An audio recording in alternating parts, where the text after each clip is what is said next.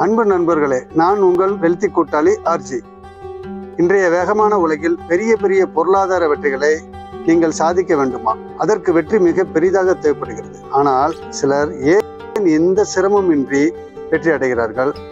மேலும் பெரும்பாலானோர் சின்ன சின்ன வெற்றிக்கு கூட போராடுகிறார்கள் என்று நீங்கள் சிறிதாவது யோசித்தது உண்டா? பதில்களையும் வெற்றிகரமான நிரூபிக்கப்பட்ட வழிகளையும் இந்த வீடியோவில் சிறிய கதையின் மூலம் பார்க்க போகிறோம். இந்த சேனல் மூலம் வரும் அனைத்து வீடியோக்களையும் தவறாமல் பார்க்க சேனலுக்கு சப்ஸ்கிரைப் செய்து உங்களது நண்பர்களுக்கு ஷேர் செய்து ஆதரவளிக்கவும். வாங்கள் வீடியோவிற்கு செல்வோம்.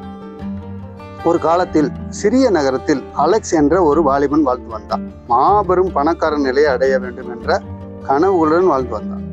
சிறு வயதிலிருந்தே தன்னை விட பெரியவர்களிடமும் தன் தந்தையிடமும் அடிக்கடி கேட்டு தொந்தரவு செய்தும் சரியான பதில் கிடைக்கவில்லை என்றால் சலிப்படைவதுமாக இருந்தான். பின்பு வாலிப வயதில் பணக்காரர்களிடமும் வயதில் பெரியவர்களிடமும் பணக்கார நிலையை அடைய நான் என்ன செய்ய வேண்டும் என்ற ஆலோசனை கேட்டு பார்த்தான்.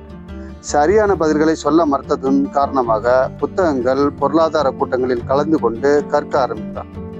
செல்வத்தை பெருக்க பல நெறிகளை கற்றுக்கொண்டாலும் அவையெல்லாம் நடைமுறைப்படுத்த மிகப்பெரிய சிரமத்தை, தடைகளை அடைந்தான். அலெக்ஸ் பின்பு செல்வ மனநிலை மற்றும் மோட்டிவேஷன் மூலம் செல்வத்தை ஈர்க்கும் முறை மிக மிக அவனை ஈர்த்தது. அதன் மூலம் சிறிது சிறிதாக செயல்பட்டதால் பணம் சம்பாதிக்க முடிந்தது. அதில் சிறிது சேமித்து சின்ன சின்ன தொகையை ஷேர் மார்க்கெட்டில் முதலீடு செய்தான். மேலும் மேலும் செல்வந்த மனநிலையை கடைபிடித்து பல நல்ல நல்ல வாய்ப்புகளையும் தன் பக்கம் ஈர்த்தான். நிதி வளர்ச்சியையும் வெற்றியையும் அடைய தேவையான ஊக்கத்தையும் அதன் மூலம் சிறப்பான செயல்களையும் செய்ய தூண்டப்பட்டான். ஆனால் ஷேர் மார்க்கெட்டில் சவால்களையும் பின்னடைவுகளையும் பணத்தையும் நிறையவே இழந்தான். ஆனால் பாசிட்டிவ் தாட் மூலம் மேலும் மேலும் விடாமுயற்சியுடன் சேமிப்பு, முதலீடு என தொடர் முயற்சியில் இருந்தான். ஆனாலும் கூட இருந்த நண்பர்கள், உறவினர்கள் கேலிகளையும் கிண்டல்களையும் செய்தார்கள். மேலே உள்ள அனைவரும் குறுகிய மனநிலையிலும் எதிர்மறையான நம்பிக்கைகளையும் செயலற்று போன கேலி கிண்டலையும் மட்டும் செய்தனர். ஆனால் அலெக்ஸ் அந்த குணங்கள் எல்லாம் வெல்தி மைண்டுக்கு உதவாது என்பதை நன்கு தெரிந்து நண்பர்கள், உறவினர்களை கண்டுகொள்ளாமல் மேலும் பல உத்திகளை கற்று நடைமுறைப்படுத்த ஆரம்பித்தான். பணக்கார நிலை அடைவதற்கு பல உத்திகளும் சிறப்பான செயல்களும் மிக மிக முக்கியம் என்பதை உணர்ந்து அளவிடக்கூடிய நிதி இலக்குகளை, அதாவது இலக்கு என்று அமைத்தவுடன் அளவிடக்கூடிய நிதி இலக்குகளையும் அடையக்கூடியதாகவும் காலக்கெடுகளை நிர்ணயித்து பொருளாதார இலக்குகளை நோக்கி செயல்பட்டார். ஆனால் பல சிக்கலையும் பல இழப்புகளையும் சந்தித்தாலும் நேர்மறை எண்ணம் அவனுக்கு கை கொடுத்தது. வெல்தி மைண்ட் செட் கூடவே அவனுக்கு கை கொடுத்தது. விடாது செயலை செய்தான்.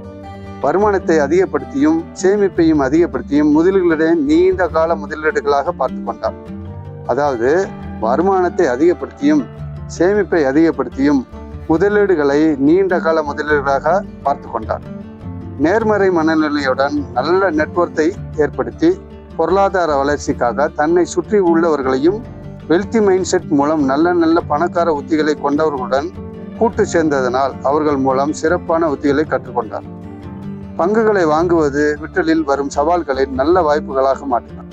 பங்கின் சரிவில் பயப்படுவதற்கு பதிலாக கற்றுக்கொள்வதற்கும் வளர்வதற்கும் புதுமையான தீர்வுகளை கொண்டு வருவதற்கும் பயன்படுத்தினார். மேலும் செல்வமான பன்மை என்பது தொடர்ச்சியான கற்றலுக்கும் தன்னுடைய தனிப்பட்ட வளர்ச்சிக்கும் வாய்ப்பாக பயன்படுத்தி பொருளாதாரத்தை வளர்த்தார். தினம் தினம் செல்வ மனநிலையில் சிறப்படைய காட்சிப்படுத்துதல், மேனிஃபெஸ்டேஷன் மற்றும் கற்பனை செய்தலை பயன்படுத்தி, அதாவது அலெக்ஸ் செல்வ மனநிலையில் என்னவாக ஆகப் போகிறோம் என்ற தெளிவான நிலையில் தன் மனதில் காட்சிப்படுத்தியும் மேனிஃபெஸ்டேஷன் செய்தும் தன் நிலையை அடைந்து விட்டதாக நல்ல உணர்வுடன் கற்பனை செய்தும் ஒரு முறை இருமுறை என்று முயற்சி இல்லாமல் தொடர் முயற்சியை விடாமுயற்சியாக கையாண்டார். மேலும் அலெக்ஸ் பொருளாதார வளர்ச்சி அடைந்த பின்பும் தாராளமாக பிறருக்கு உதவுவதிலும் கற்றுக்கொண்ட தொழில் கல்வியை பிறருக்கு சொல்லிக் கொடுப்பதிலும் மகிழ்ச்சி அடைந்தார். அந்த மகிழ்ச்சி உணர்வே அலெக்ஸுக்கு மேலும் மேலும் பொருளாதார வெற்றியை அடைந்து செல்வ செழிப்பான வாழ்க்கையை வாழ்ந்தார். இப்பொழுது அலெக்ஸ் என்னென்ன வழிகளை பயன்படுத்தினான் என்பதை, மேற்கண்ட நிலை அலெக்ஸை அடைந்தது, அதாவது அலெக்ஸ் செல்வ செழிப்பான நிலையை அடைந்ததற்கு என்னென்ன நடவடிக்கைகளை எடுத்தான் என்பதை சுருக்கமாக பார்ப்போம். செல்வ செழிப்பான மனநிலை, இது முதலாவது. இரண்டாவது, பணத்தின் மீது நேர்மறையான அணுகுமுறை. 3, சவால்களை வாய்ப்புகளாக மாற்றி காட்டியது. 4, தொடர்ச்சியான கற்றலில் கவனம் செலுத்தினார். 5, திட்டமிட்ட இலக்கு நிர்ணயித்தல்.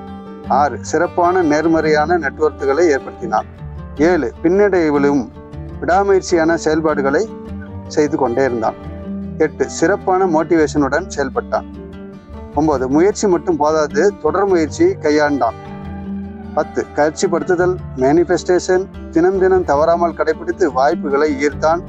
தொடர் முயற்சி, விடாமுயற்சியை கையாண்டான். மேற்கண்ட நடைமுறைகளை பயன்படுத்தி நீங்களும் பொருளாதார அபரிமிதத்தை வெற்றியையும் உங்கள் வாழ்க்கையில் கடைபிடித்து சிறப்படைய வாழ்த்துக்கள். வாழ்க வளமுடன்.